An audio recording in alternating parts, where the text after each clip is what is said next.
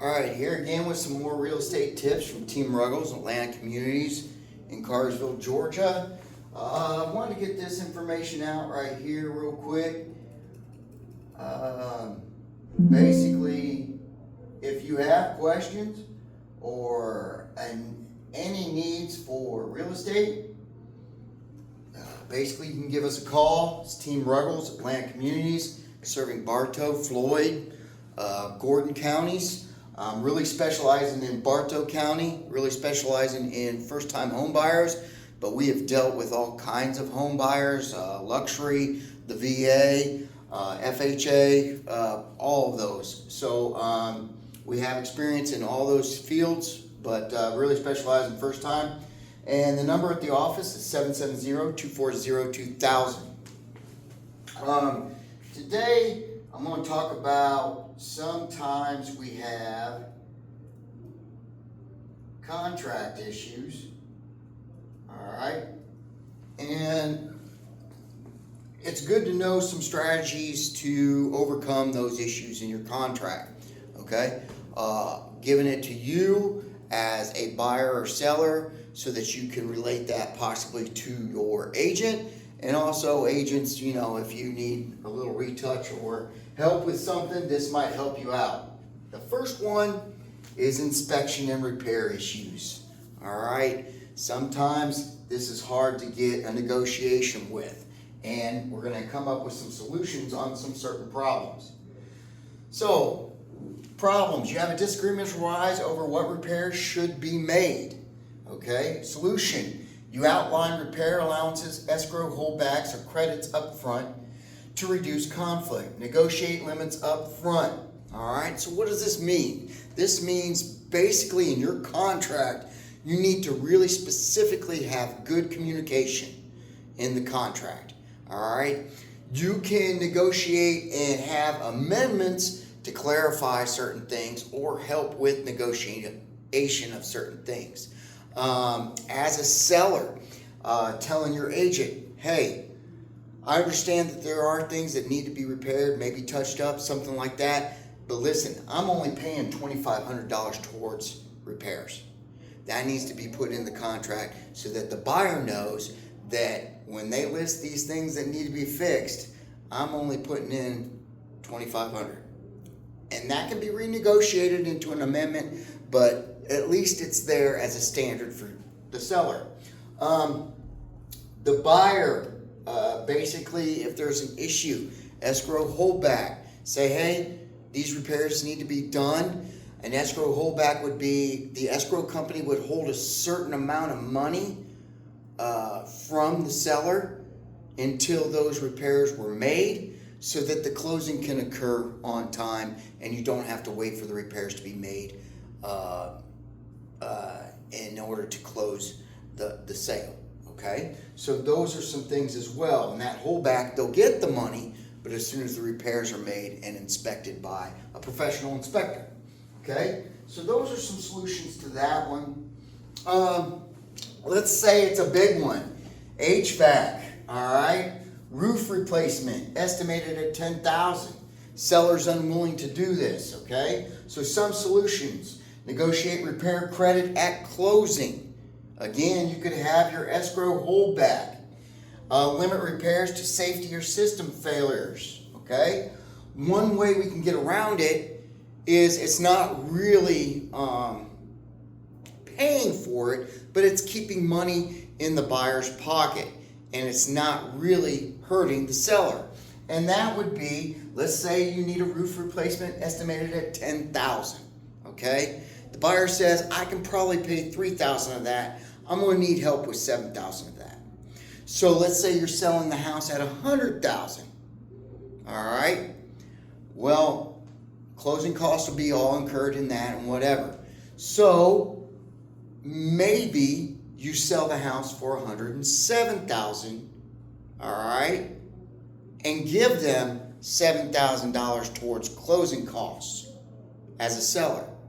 Now, you didn't lose any money there, but the buyer gained $7,000 from out of their pocket, which they could put towards the new roof.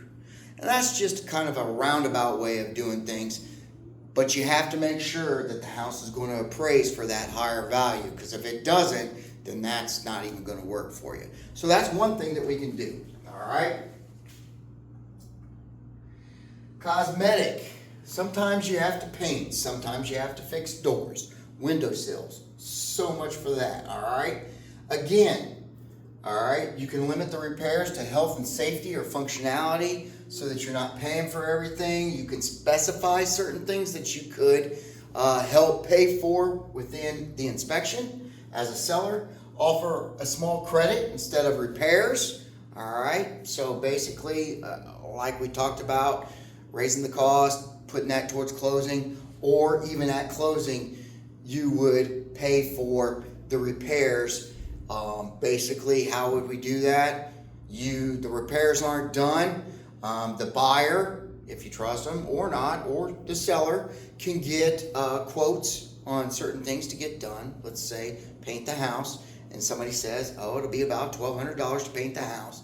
Then you can credit the $1,200 at closing to the buyer or so forth in order to help pay for that, or a portion of it, whatever you guys negotiate on and put in the amendment of the contract. All right? Define cosmetic and structural in contract. And that's what I was saying about, hey, I will do certain things, such as paint the house, such as maybe replace a window if it's cracked or something like that. Okay? So those need to be defined. Again, it comes back to communication in your contract. Undisclosed damage. This does happen. Let's say an inspection, it occurs, and they say, hey, you have termites. You didn't know you had termites, but it's there. Okay? So this could be another one where we put credit at the end. Hey, I will credit you so much. Get the quote on getting sprayed for termites. We'll get the official termite letter. You need to have proof. Termite letter. The roof inspection, if you get the roof replaced, all right, that's been done. HVAC, if it's been repaired, that you have the receipt on when it was done and what repairs were made and so forth. All right, this provides the buyer with disclosure and also makes them feel more comfortable when they're purchasing the house. You can strengthen your disclosure obligations in the contract, basically putting in the unknown in the contract beforehand. If these certain things happen, this is what I would be able to do.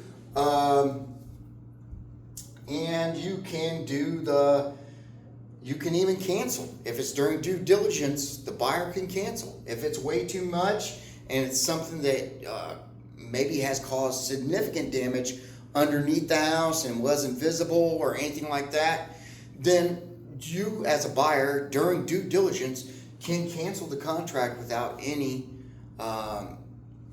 penalties, all right, or losing your earnest money.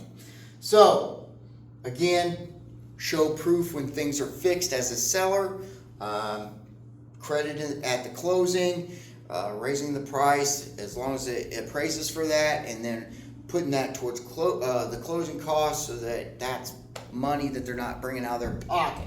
All right? Those are just certain things that we can do. Disagreement on contractor quality. Problem. Seller uses cheap, unlicensed labor for repairs. That could be where you negotiate that you as a buyer get the contractor to fix it. Basically like that. Example, roof shingles replaced with mismatched materials, require licensed professionals, provide receipts and warranties, include reinspection clause for buyer verification. All right, see, buyer verification in your amendment that you put in there. All right, so those are things to handle that situation. The buyer's repair is an overload. They want the world done to the house. All right? Listen, buyers. These little nitpick things are just going to hold things up. You know that there might be a door that squeaks. There might be loose outlets. This is something that you could do. Not big deal. All right? Now, there could be some things that you say, hey, could you go through the house, make sure that all the covers on the lights and the outlets are tightened, so forth, stuff like that, if it's seen in the inspection as being loose. All right, but some of the things that you can do on your own to help things along, try and do them on your own as a buyer, as long as they're not real expensive and it's like tightening a screw. Then that's not really a big issue as far as monetary. All right. Educate the buyer, inspect and focus on major defects. So again, you'll want to measure or focus on maybe roof repair, HVAC, things like that, mold, so forth, termites. Okay. Set repair limits in the contract as a seller. Again, you can do that. Hey, I'm willing to do stuff, but I'm only going to do this certain amount of money, $2,000, $2,500, whatever it is you have in the contract. So, key strategies for agents and clients. Set expectations early. Focus on safety and major systems. Be specific in the contracts of what you want done as far as inspection. If needed, and the general contract that you use does not have those information in it, you can add amendments to the contract as the first signing goes along after, okay? Use repair addendums, that's what I'm talking about, is your addendums. Negotiate practicality, credits, piecemeal repairs, all right? Build flexibility, escrow holdbacks, credits, re-inspections. The bottom line is, when all things considered, all right, the buyer wants to get into the house as quick as possible, and the seller wants to get rid of the house as quick as possible. All right? So, clear communication, all right?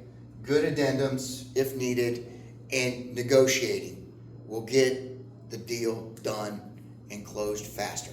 Okay? Again, if these tips have helped you, we are Team Ruggles. We're at Atlanta Communities serving Bartow, Floyd, and Gordon. There's the number, 770-240-2000 to get a hold of us in order to help you with any real estate needs, buying, selling, or any other questions that you might have. Also, if you're watching this on my YouTube, you can go to my YouTube channel. I have a whole playlist of different types of tips in real estate. You can click on it and it'll show you a whole bunch and go through each presentation, explain different things, terms, tips on different things. All right, how to reduce your closing costs, stuff like that. All right, so hopefully these tips have helped you. I appreciate you listening, and we'll see you next time.